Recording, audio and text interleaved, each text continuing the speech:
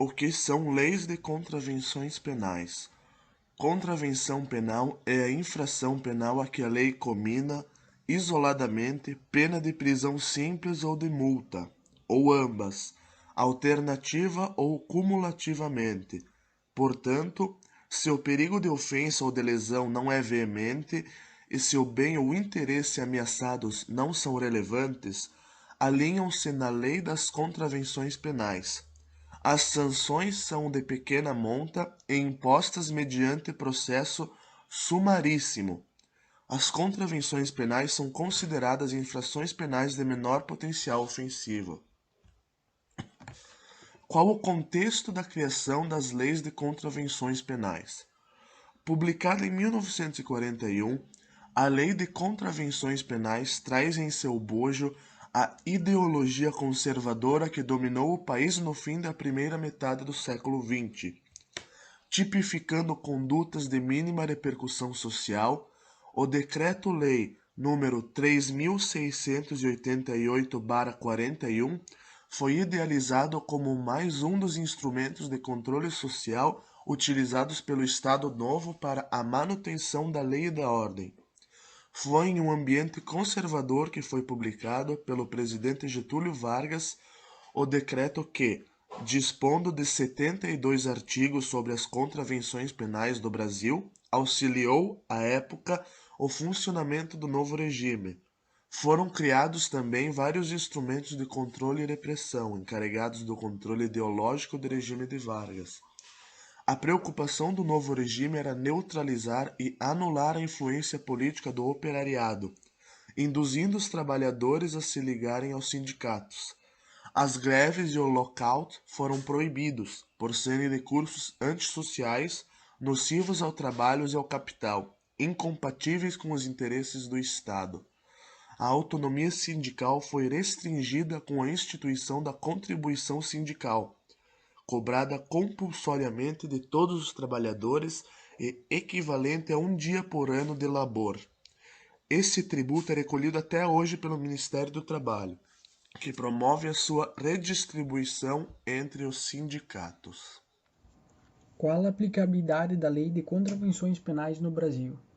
O Código de Contravenções Penais ele é aplicado subsidiariamente quando a Lei de Contravenções Penais ela não vier a dispor.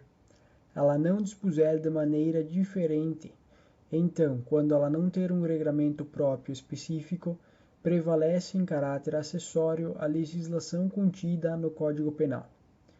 A Lei de Contravenções Penais ela é somente aplicada em território nacional, sempre lembrando que o nosso conceito de território para fins penais está delineado no artigo 5º do Código Penal, e lá vamos encontrar o que nós consideramos território nacional e que vai poder ser abrangido pela Lei de Contravenções Penais.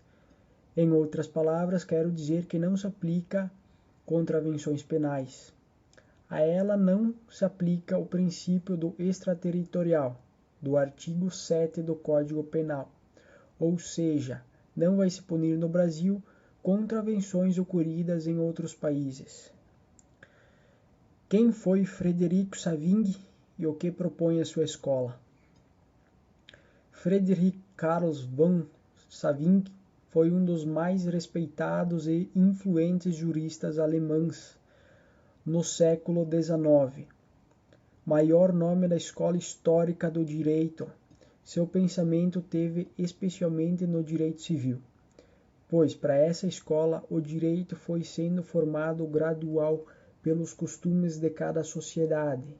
O direito seria um produto histórico decorrente da consciência coletiva de cada povo e vai sempre sofrendo mudanças conforme a sociedade fosse evoluindo.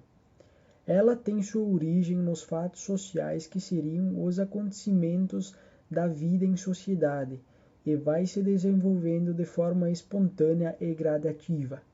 Friedrich Savigny defendia que não existe um direito universal e imutável, pois cada povo e cada época tem seu próprio direito, que reflete a sua cultura e seus costumes. Para Savigny, é um organismo vivo, uma vez que ele vai sempre sendo modificado. é a fonte fundamental do direito, é o costume do povo. A grande preocupação dessa escola foi afastar a ideia que existiria um direito relacionado à natureza do homem e mostrar que a fonte das leis está na vida em sociedade e que por isso o direito está sempre em transformação.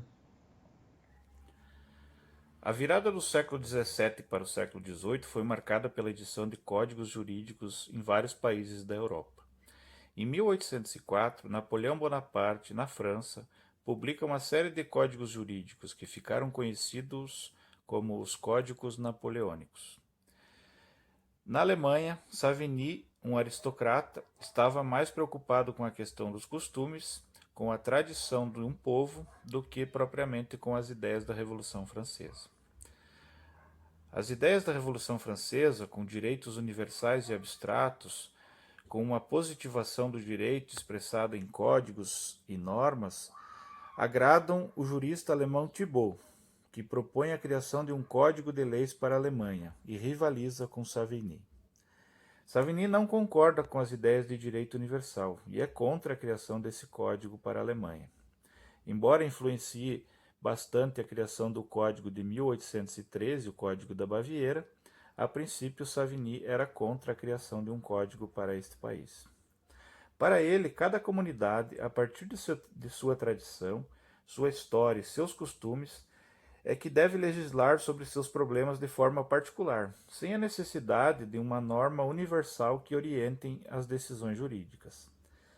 Assim, o legislador deveria criar leis de acordo com o costume compatível com a sociedade onde ela é criada. Esse seria o espírito do povo. E o espírito do povo está na doutrina do direito. Os estudiosos do direito, a elite intelectual do direito, é que pode revelar qual é o espírito do povo. E a doutrina evolui muito lentamente na história. Logo, as leis devem ser vistas de acordo com a história de sua aplicação, e não somente a partir de sua aplicabilidade atual, no contexto atual. A partir dessas ideias de Savigny, que é a ideia central da escola histórica do direito, se olharmos para a lei das contravenções penais brasileira de 1941, especificamente os artigos 59 e 60, entenderemos as razões da manutenção de um e a revogação de outro dos dois artigos. Diz o artigo 59: entregar-se alguém habitualmente à ociosidade, sendo válido para o trabalho, sem ter renda que lhe assegure meios bastantes de subsistência ou prover a própria subsistência mediante ocupação ilícita, é passível de pena, prisão simples de 15 dias a 3 meses. Se olharmos para a história da aplicação dessa norma, da doutrina, percebemos que ela tem razão de seguir válida por ser a sociedade brasileira baseada na ideia do trabalho individual para garantir o próprio sustento. Para a sociedade não interessa um indivíduo que seja dependente, que não produza, tendo condições plenas para produzir e ser independente. Por outro lado, o artigo 60 da Lei das Contravenções Penais diz que mendigar por ociosidade ou cupidez é crime. A pena seria a prisão simples de 15 dias a 3 meses, sendo aumentada de 1/6 a 1/3 quando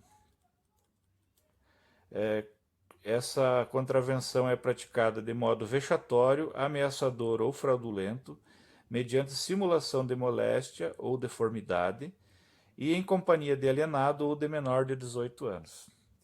Essa lei foi revogada, esse artigo da lei foi revogado, pois está em desacordo com uma sociedade empobrecida, onde alguns indivíduos, por não conseguir seu sustento básico, apelam para a mendicância.